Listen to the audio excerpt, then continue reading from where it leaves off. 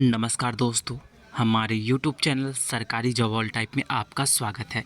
इस वीडियो में देखने वाले एम्स सीआरई के द्वारा दोस्तों एक नोटिफिकेशन जारी करी गई है, न्यू नोटिफिकेशन, जिसमें कई तरीक़ा की जो पोस्ट है उसमें चेंजेस करी गई हैं, सिलेबस भी, और साथ ही में एम्स में मतलब वैकेंसीज़ भी इंक्रीज़ करी गई हैं। तो कौन सी पोस्ट इंक्रीज़ हुई है, किस एम्स में क्या क्या चेंजेस करी गई हैं, ये सारी जानकारी हम इस वीडियो में देखेंगे। तो आप बने रहे लास्ट तक के हमारे साथ, और चैनल पर अगर आप नए हैं तो चैनल को कर ले सब्सक्राइब, ताकि एम्स से जुड़ी हर अपडेट आपको पल पल मिलती रहेंगी। तो दोस्तों देख रहे all India institute medical science Ansari Nagar new Delhi, इसमें बताया गया एग्जामिनेशन जो सेक्शन है इसमें कि आपको कि एम्स सीआरई जो non faculty vacancies group B और सी के लिए निकाली है, जिसको कि ये नोटिफिकेशन 20/1/2025 को पब्लिश करी गई है, जिसमें बताया गया है कि कॉमन रिक्वायरमेंट एग्जामिनेशन एडवर्टाइजमेंट के रिगार्डिंग इतना नंबर एडवर्टाइजमेंट रहने वाला है। और इसमें आपको बताया गया है, देख रहे हैं यहाँ पे कि 1 पॉइंट में कि अंडर सेक्शन जो 8 है इसमें pattern scheme syllabus of examination, इसको दोस्तों यहाँ पे चेंजेस करी गई हैं। ठीक है, तो देखते हैं सेक्शन में। तो ग्रुप नंबर 16 का जो पोस्ट था, ठीक है, उसमें था पोस्ट का नाम junior medical record officer, medical record officer. ठीक है, तो यहाँ पे बताया गया है कि पब्लिश इन जो है कॉलम, इसमें बताया कि मेडिकल जो रिकॉर्ड है उसमें कि आपको टू बी रीड्स एन जो कॉलम 3 है उसमें बताया कि mass communication hospital administrative and publish related यहाँ पे क्वेश्चन आपका रहने वाला है। ठीक है, यहाँ पे जो आपका जो सिलेबस रहने वाला था जो दोस्तों मेडिकल रिकॉर्ड से, और साथ ही में यहाँ पर इसको ऐड करी गई है कि आपको मास जो एक को मतलब कम्युनिकेशन है उससे रिलेटेड क्वेश्चन रहेंगी, हॉस्पिटल एडमिनिस्ट्रेटिव से क्वेश्चन रहेंगी, साथ ही में पब्लिश रिलेशन से भी क्वेश्चन यहाँ पे पूछी जाएंगी। तो ये यहाँ पर एक चेंजेस करी गई, इस पॉइंट को इंक्लूडिंग करी गया है। ठीक है, तो अगला नंबर जो पोस्ट कोड है दोस्तों 19 पोस्ट कोड, इसमें कि lab attendant grade 2, laboratory assistant laboratory attendant grade 2, junior medical laboratory technologist, lab technique medical laboratory, ये सारा जो पोस्ट है दोस्तों, यहाँ पे जितने भी पोस्ट है इसमें भी कुछ चेंजेस करी गई हैं, जिसमें कि पहले से जो था उसमें और इंक्लूडिंग कराया गया है। पहले से था यहाँ पे जनरल मैथ रहेगा, ठीक है, इंग्लिश रहेंगी, साथ ही में हॉस्पिटल सर्विस से रिलेटेड क्वेश्चन पूछी जाएंगी। और अब जो ऐड करी गई है इसमें मेडिकल लेबोरेटरी टेक्नोलॉजी से भी यहाँ पे क्वेश्चन आपको देखने के लिए मिलेगा। ठीक है, तो ये सारा चेंजेस करा गया है।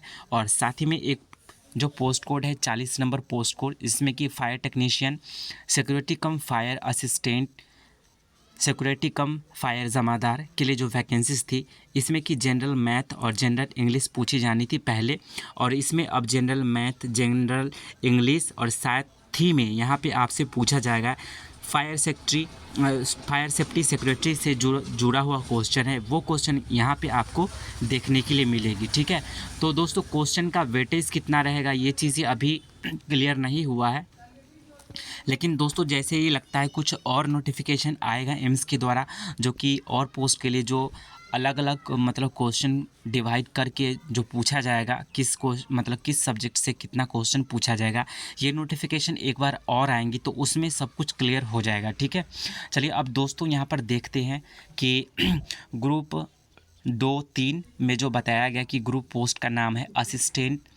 Assistant administrative officer, executive assistant, साथ ही में जूनियर एडमिनिस्ट्रेटिव ऑफिसर असिस्टेंट जो पोस्ट है दोस्तों, यहाँ पे इसको नील कर दिया गया है। ठीक है, तो जो भी चीज़ें थी वहाँ पे पहले से स्किल टेस्ट, इसका नील का ये मतलब है कि जो चीज़ें थी पहले से, ठीक है, वो चीज़ तो रहेंगी ही, साथ ही में आपका जो स्किल टेस्ट है इसमें आपको लागू कर दिया गया। ठीक है, तो ये स्किल टेस्ट आपका इसमें रहने वाला है, नेक्स्ट स्टेज जो रहेगा आपका, ठीक है, टाइपिंग के बाद का या भी जो भी चीज़ें होती है एग्ज़ामिनेशन के बाद, उसके बाद आपका स्किल टेस्ट यहाँ पे लिया जाएगा। ठीक है, तो दोस्तों यहाँ पे नील का मतलब ये हुआ कि यहाँ पे आपसे मतलब एग्ज़ामिनेशन होगा, उसका लगे हुए आपका यहाँ पे स्किल टेस्ट हो जाएगा। ठीक है, एग्ज़ामिनेशन के बाद उसके बाद यहाँ पे डाटा एंट्री ऑपरेटर, ठीक है, junior administrative assistant, lower division clerk, senior administrative assistant, UDC अपर डिवीज़न क्लर्क, ये जो पोस्ट है इसमें आपसे टाइपिंग भी लिया जाएगा।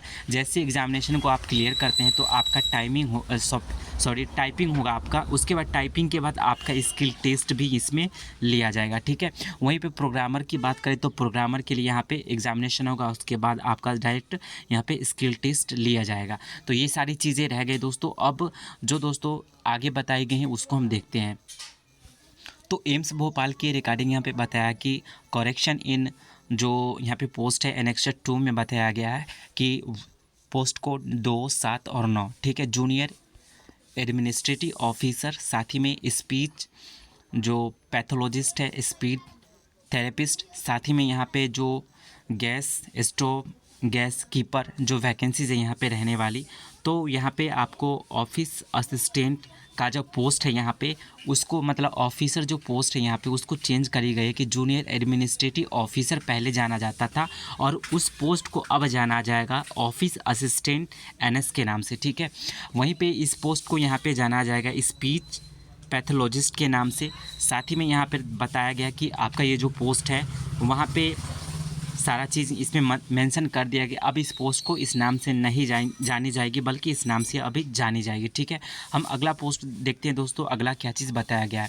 तो दोस्तों यहाँ पे बताया गया कि एनेक्सर 2 का जो पोस्ट कोड है 7-8, ठीक है, उसमें बताया गया कि एसेंशियल क्वालिफिकेशन यहाँ पे BSc degree in speech and hearing for recognised institute universities, ठीक है। डिज़ायरेबल में यहाँ पे एमएससी मांगी गई है स्पीच एंड हायरिंग में, और उसके बाद यहाँ पे दो मतलब डिज़ायरेबल में रहने वाला है। अगर डिज़ायरेबल का ये मतलब है कि अगर ये चीज़ें आपके पास है तो भी और नहीं है तो भी कोई यहाँ पे दिक्कत नहीं रहने वाली, आप एलिजिबल है, फॉर्म को डाल सकते हैं। बल्कि ये जो एसेंशियल क्वालिफिकेशन वो होना चाहिए, ठीक है।